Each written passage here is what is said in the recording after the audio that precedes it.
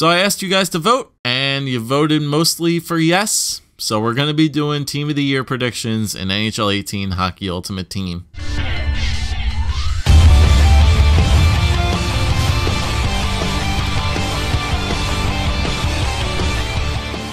Hey guys, what is going on today? Bojo here, and yes, you casted your vote, so we are going to be doing Team of the Year prediction videos for both the Offensive Team of the Year, the Defensive Team of the Year, and the Young Guns Team of the Year. I already did a mini review of the Community Team of the Year and the people that I voted for, so if you guys want to go check out that video, link is in the description, and also make sure to hit the like button on this video. Fair warning. These are my opinions, guys. Don't worry. Don't worry before you hit that dislike button. Do not worry. We're going to have differing opinions. I hope you guys know that. Not everybody that I pick for my Offensive Team of the Year is going to be the same as your Offensive Team of the Year. That's why we're going to have differences. I want to have nice conversations in the comments section, not people yelling at each other or want to rip each other's throats out because I didn't choose this person or this person didn't choose that person. It's okay. It's going to be fine. It's a video game, guys. Relax. So, we're going to do the Offensive Team of the Year predictions today. I think this is the easiest one to start with because I'm pretty sure it's pretty easy to pick out the players. Defensive Team of the Year is a little bit difficult, as well as the Young Guns Team of the Year. Now, I'll say this for this video and for the previous, for the future ones that I'll do. I tried to keep it at one player per Team of the Year. So, saying like McDavid might get on the Offensive Team of the Year, I tried to leave him off the Young Guns Team of the Year as best as I could, and vice versa. For some guys on Offensive Team of the Year, I might try to leave off Defensive, or some guys on Defensive, I try to leave off Offensive. I do the best that I can to try to limit one player per Team of the Year, although EA has said, and they have done this before in the past, that one player could appear on multiple different Team of the Years. So we have seen that before in the past. So, let's start off with the Offensive Team of the Year and name some players who I believe will be on it. Well, my first player is a pretty easy pick because he is actually the only current 40 goal scorer in the NHL.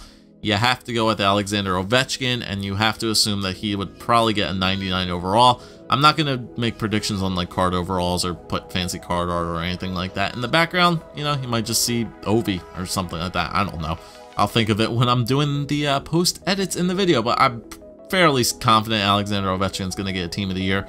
40 goals, 32 assists, 72 points on the year right now. Leading goal scorer right now in the NHL, trying to get that Rocket Richard trophy, which he more than likely will get if he keeps up this pace. And yeah, you definitely will expect to find Alexander Ovechkin on the Team of the Year. Next up, we're going to have a pair of double Tampa Bay Lightning boys for sure. Steven Stamkos and Nikita Kucherov are almost a shoo-in to get Team of the Years as well. Steven Stamkos, 77 points on the year, 27 goals, 50 assists, and Nikita Kucherov currently leading the NHL in points, 33 goals, 52 assists, 85 points. Tampa Bay Lightning, best team in the NHL, two best players on the team. For sure, you can expect to see both of these guys on the Team of the Year, probably 99 overall as well with these two guys. So going along with the Tampa Bay Lightning pair, I might as well show some respect to my hometown boys, the Philadelphia Flyers, because honestly, I expect to see both Claude Giroux and Jakub Voracek on the Team of the Year for offense this year. Do not snuff Claude Giroux, man. Claude Giroux is 4th in the NHL at points. Oh, he's got wrist problems. He's not the player he used to be anymore. He's 4th in the NHL in points. He's got 55 assists, 23 goals, 78 points. Hell of a defensive player as well, but still 78 points for Claude Giroux. And why do I say Jakub Voracek? Well, because he's leading the league in assists. He had 57 assists so far. He's one ahead of Blake Wheeler, who also will be on this Team of the Year. Spoiler alert. 71 points for Voracek. Not the goal scorer this year, but 14 goals. They're spreading the love around in Philadelphia because Couturier seems to be stealing a lot of goals as well. But 71 points for Jakub Voracek, +9 on the year. Power play, power play points. He's got 31 power play points, which is pretty ridiculous to say the least for power play goals. Yeah, I do not see any reason why Claude Giroux and Jakub Voracek do not get on this Team of the Year. They're pretty much the reason why Philadelphia is even in the shot for the playoffs run this year. And I mean, yeah, they're my hometown team. I gotta show some respect for them, and honestly, I don't see why not. You guys show some respect back to these guys. They're definitely deserving of it. Okay, so next up, I think we should go to a guy who has missed a couple games this season, but that hasn't stopped him from being 6th in the league in the NHL in points. That's Nathan MacKinnon from the Colorado Avalanche. 31 goals, 46 assists, 77 points in 57 games for Nathan MacKinnon this year. Guy is just on another level. Hopefully Colorado has a chance to make the playoffs. They're going to really need MacKinnon to continue to step it up big time here. But yeah, MacKinnon's played almost 10 less games than everybody else here on the top of this list, and he's still 6th in the NHL in points. So I definitely think Nathan MacKinnon deserves to be up there. 26 power play points up there, which is hovering around, I think, top 5 in the league in the NHL. So for sure, Nathan MacKinnon deserves to be on this list as well. All right, and now as we talked about my Philadelphia Flyers, boys, I definitely think we should show some respect to the Penguins. I'm going to put both EVGENI Malkin, who is 2nd in the NHL in points, and Phil Kessel on the Team of the Year. Notice I left out Crosby. I'll get to that in a minute. Crosby, I think, is one of those players who might be on the outside looking in for the offensive team of the year. I'll mention that at the end of like the forward lineup. But Malkin and Kessel, I think, deserve to be up there. Malkin is 2nd in the NHL in points, 82 points, 45 assists, 37 goals, 31 power play points. Once again, a 1.3 points per game average, which is pretty nuts. I think that's like top 5 in the NHL. Kessel's doing his part as well, 76 points. He had a really nasty hot streak going, I think, mid-season before the All-Star break. Still is continuing to put up points, almost 50 assists for him, almost 30 goals. He should be able to get 30 goals by the end of the year. Should be over a point per game player as well. It's going to be nice to see that we're going to have a lot of players over a point per game this year, unlike last year where we only had one person above 90 points, and that was McDavid, who got 100. And speaking of Connor McDavid, he's going to be on this list as well. The only bright spot in the Edmonton Oilers season this year, 30 goals, almost 1 assist away from 50 assists, 79 points for him. 15 power play points. Yeah, I mean, McDavid's pretty much the only good thing coming out of Edmonton this year, to say the least. People have said before, oh, McDavid doesn't carry that team. I mean, look at the point totals. Who's the next Edmonton Oiler player on this list for point totals? I mean, where's Draisaitl? Draisaitl doesn't show up until 32nd in the NHL in points, and McDavid is 3rd. So if you're going to tell me that Connor McDavid doesn't help carry that Edmonton Oilers team to victory sometimes, I don't know what you're talking about. Okay, so next up I have on the starting lineup the man who is the hottest player in the NHL right now. It has to be Taylor Hall, man. 30 goals, 42 assists, 72 points, riding what I think is, what, a 23, 24, 25, who knows how many points streak he has at this point. My God, if it wasn't for this incredible streak that Taylor Hall has been on right now, I definitely think he would not have gotten on to the Team of the Year for offense this year as well. Definitely a leading candidate for the Hart Trophy as well. I mean, Taylor Hall's streak is unreal, dude. Yeah, that point streak has just immediately propelled Taylor Hall to be definitely in the conversation for Offensive Team of the Year, and I think he would definitely get on there. Next up, the Winnipeg Jets power forward Blake Wheeler is definitely deserving of it as well. Right there behind Jacob Voracek for the assists lead. He has 56 of them this year, 74 points, 18 goals, 1.14 points per game, 34 power play points. I think he's 2nd in the league in power play points, right behind Phil Kessel. Yeah, Wheeler, Ehlers, Laine, Scheifele, that whole entire Winnipeg Jets core is doing a monstrous job this year. Definitely think they are going to make some noise in the playoffs for sure. And now my last pick for Offensive Team of the Year, I do have a couple snubs I want to mention. I have Sidney Crosby technically as a stub, although I definitely can see them putting him in ahead of this person I have mentioned here. Johnny Gaudreau, Patrick Laine, and John Tavares were notable players who I excluded off of the Team of the Year, although any of these guys can be inserted for this person who I have listed right here. I went with William Karlsson from the Vegas Golden Knights on Offensive Team of the Year. Why? Because I feel there's something in the back of my mind that's saying that EA is going to put at least one Vegas Golden Knight player on the team of the year just for reasons. And if there's any player that they're going to put on that list, I think you have to put William Karlsson. I can understand them not putting Patrik Laine on this list because they could definitely throw him onto the Young Guns team of the year. John Tavares, Matt Barzal, Josh Bailey have been killing it for the Islanders. Crosby and Gaudreau are without question definite nominees to be up there on the team of the year conversation, because I think Gaudreau has more points than Karlsson does. Yeah, Johnny Gaudreau has 74 points while William Karlsson only has 59 points. So I think Gaudreau might be able to get up onto that offensive team of the year if they go by points. Same thing for Sidney Crosby. He has 70 points, so they both have more points than William Karlsson.